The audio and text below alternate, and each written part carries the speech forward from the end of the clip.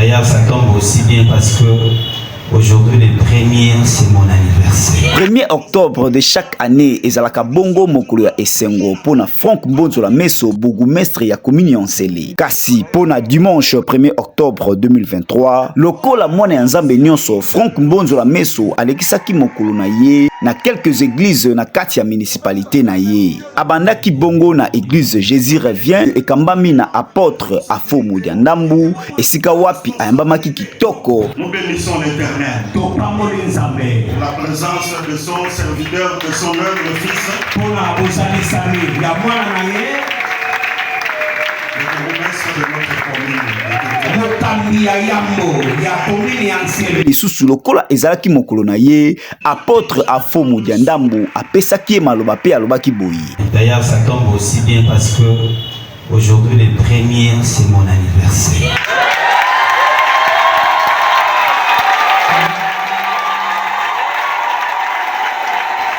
Dieu nous a tout donné. Ça nécessite seulement les efforts de tout un chacun. La commune de Nsele nous appartient, nous tous. Ce n'est pas seulement la part ou l'affaire du bourgmestre. Nous devons assainir notre commune. Le quartier qui colle, c'est pour nous tous.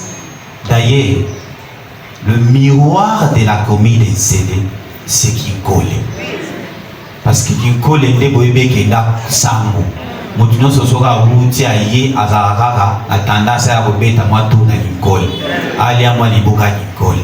Kolongwa na ye na église Jésus revient, Franck Mbonzola Meso akobaki na ba tournée topé dimanche na ye na église na kombo ya communauté missionnaire la restauration des âmes et pa wapi ayambamaki lolenge bayambaka bana ya Nzambe. Pasteur Eugène Ngolo pe bana ya le messager de Dieu batikala kisima te bango pe babongisaki mobange na accueil pour na bourgmestre na bango ya commune Nsele na cadre toujours ya ko célébrer mokolo ya mbotama na ye.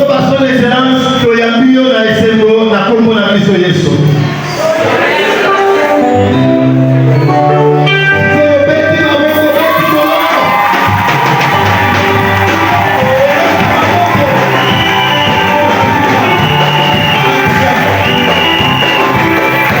Nasima ya koyamba mapamboli bisika nyonso atambolaki, Franck Mbonzola Meso bourgmestre ya commune Nsele asukisaki ba tourner na ye na famille béni oyo ye moko abengaka maison mère esika ba intérêt ya mokonzi efandaka awa kutu commentaire ezate. Chez l'État, comment je pouvais organiser bien sûr une activité au niveau de la commune afin que tous les pasteurs, toutes les églises viennent quand même prier pour notre commune de Nsele. C'est le jour de mon anniversaire, je n'ai pas voulu aller notamment passer le temps dans des choses inutiles.